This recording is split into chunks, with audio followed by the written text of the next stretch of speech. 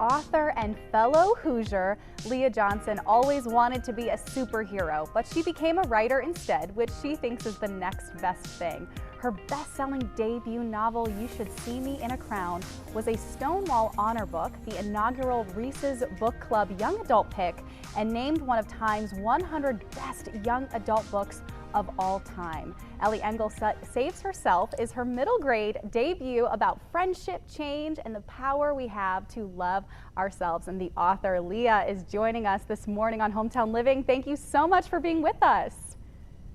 Thank you so much for having me. We love featuring a fellow Hoosier author right here on Hometown Living. So we have to kind of dive right in with this book about friendship, the power we have to change ourselves. But of course, those middle years, middle school can be really tough. How do you see this story of friendship really speaking to that age group? Middle school is a nightmare. I struggled so much in 7th and 8th grade. And if I had a book like Ellie Engle Saves Herself that gave me examples of making mistakes and being a little awkward and being a little goofy and still managing to find your people and find your community, I think I would have been a lot less angsty in my tween years. Middle school is pretty rough, and even this generation of middle schoolers, they're really being thrust into the spotlight with social media. And Ellie seems to find herself in that path unexpectedly. How do you see that resonating with the middle schoolers of today? Middle schoolers of today are so much more adept at using the internet than we were back in my day.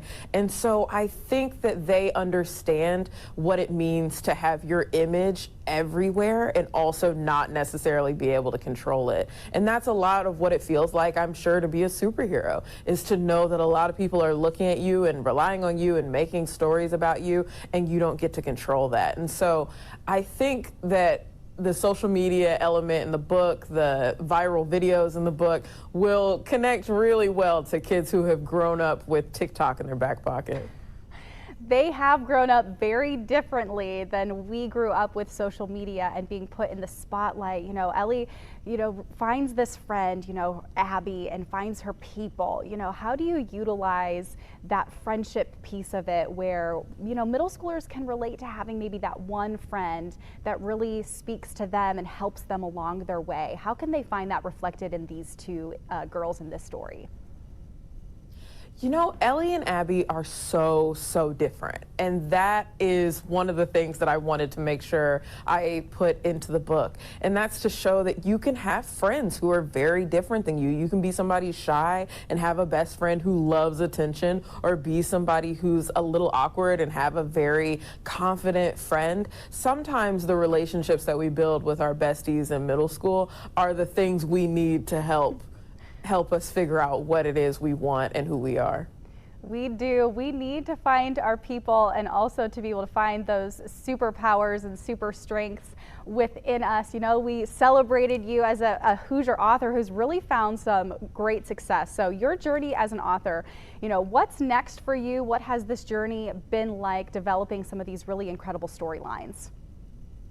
I feel so lucky to be able to tell the stories that I get to tell and be able to tell them specifically about kids who are growing up in Indiana like I did. Next is the sequel to Ellie Engle, which is called Bree Boyd is a Legend. It takes one of the side characters from Ellie's story and makes her a hero in her own right, and that will be out next year. And that will be out next year. I want to read this opening page to your book. I'm holding it in my hands right now, Leah. For the kid who needed a hero so badly that they became one. Is that the message you hope the reader will take away, or what would be the message that you would want this reader to really resonate within themselves?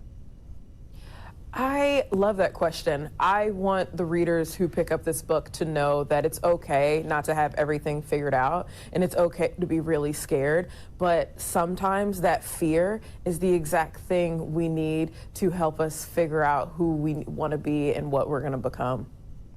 Leah, it was an absolute honor for us to have you here on Hometown Living. We want to share your website so they can follow along with your journey and, of course, get their hands on their own copy and look out for that sequel. So that website is right there on your screen, byleahjohnson.com.